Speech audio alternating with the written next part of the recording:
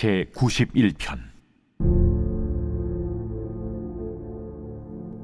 지존자의 은밀한 곳에 거주하며 전능자의 그늘 아래 사는 자여, 나는 여호와를 향하여 말하기를 그는 나의 피난처요 나의 요새요 내가 의뢰하는 하나님이라 하리니, 이는 그가 너를 새 사냥꾼의 올무에서와 심한 전염병에서 건지실 것이미로다.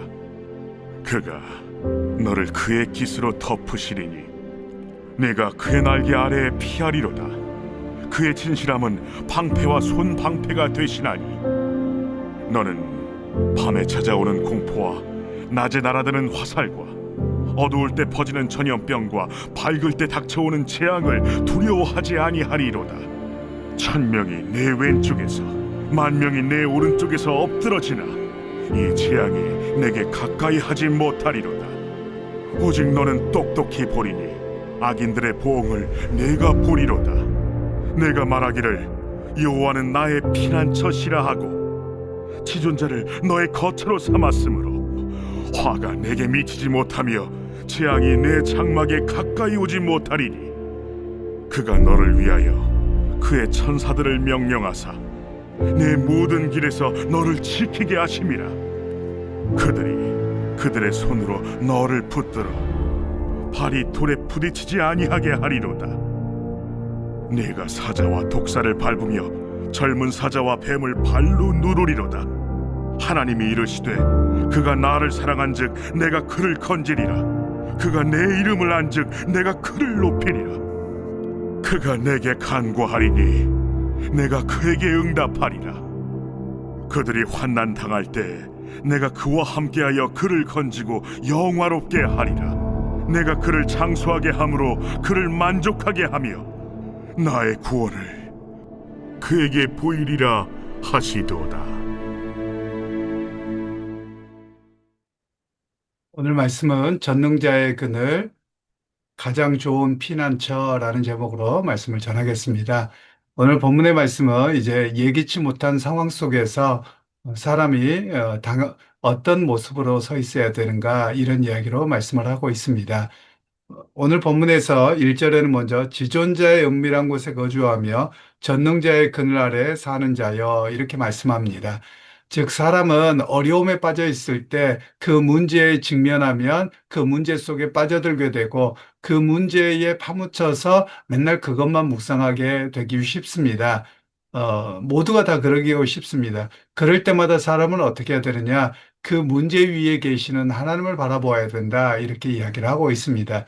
지존자라는 말은 지극히 높으신 분, 가장 높으신 분, 이런 의미로 가지고 있습니다. 그래서 어떤 질병이나 어떤 사건, 사고보다도 더 높이 계신 그 하나님의 그늘 가운데로 피해야 된다. 그 하나님을 바라보아야 된다, 이렇게 말씀하고 있습니다. 그리고 전능자의 그늘 아래 사는 자여 라고 말씀하는데요. 전능자라는 말은 히브리어로 엘 샤다이라고 말합니다. 이 엘 샤다이라는 말은 먼저 두 가지의 뜻을 가지고 있는데, 첫 번째로는 압도하다, 뭐 이런 의미 속에서 나와서 강력한 주권자, 다스리는 자, 이런 의미로 가지고 있습니다. 그리고 두 번째로는 충만한 공급과 보호와 위로를 주시는 분, 이런 뜻을 말씀하고 있습니다. 이런 측면에서 우리가 신앙생활에 그 하나님이 누구신가에 대한 바른 이해를 알미 오늘의 문제를 해결할 수 있음을 이야기하고 있습니다. 우리가 살아가는 삶의 환경에서는 끊임없이 문제가 발생합니다. 그 문제가 발생하는데 그 문제를 어떻게 해결하느냐? 우리는 그 문제를 없어지게 해달라고만 기도합니다. 물론 그 기도가 틀렸다는 말은 아닙니다. 그 기도로만 멈춰 있어서 문제 속에 더 빠져 들어가는 것이지요. 오히려 우리가 그 하나님이 누구신가를 의지하고 바라봄을 통해서 이 문제 위에 계시는 분, 문제에 뛰어넘어 계시는 분을 바라봄으로 오늘의 삶을 성실하게 살아가는 겁니다. 그리고 성실하게 살아가다 보면 시간이 지난 뒤에 이 문제가 다 해결되었음을 우리로 하여금 깨닫게 하고 보게 하는 그런 말씀이라고 할 수 있겠습니다.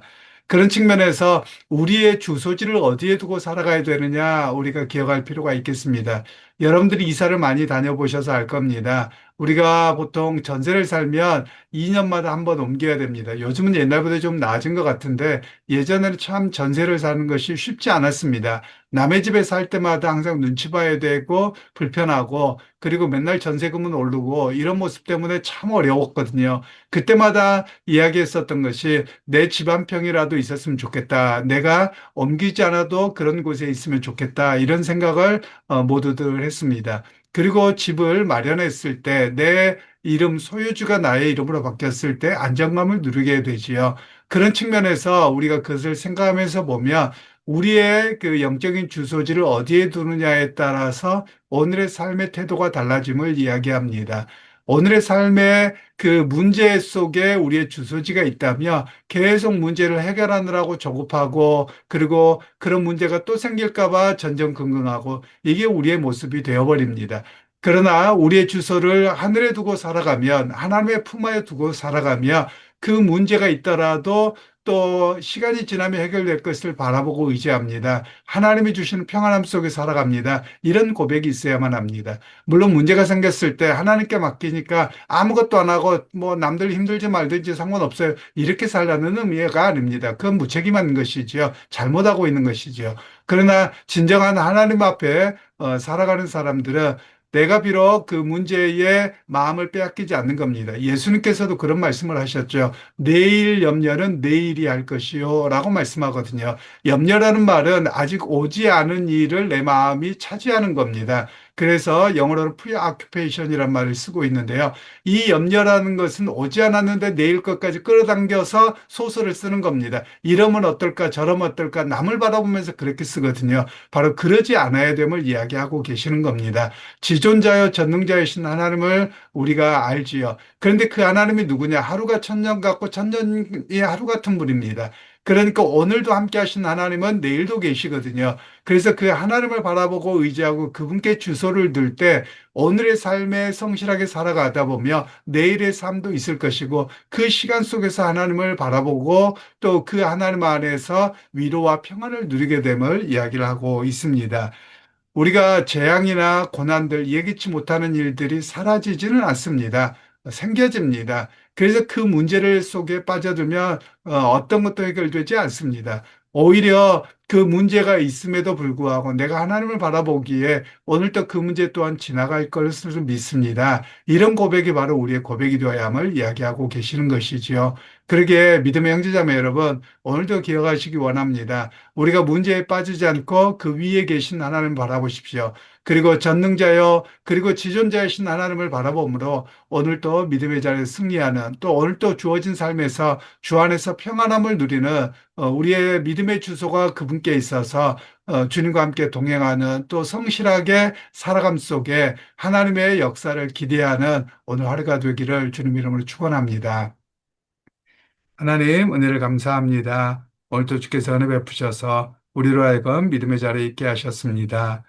그 거룩하신 하나님을 의지하고 지존자여 전능자이신 하나님을 바라보므로 세상의 수많은 갈등과 어려움과 고난과 여기에 빠져 우리의 평안을 잃어버리지 않도록 주께서 함께하여 주옵소서.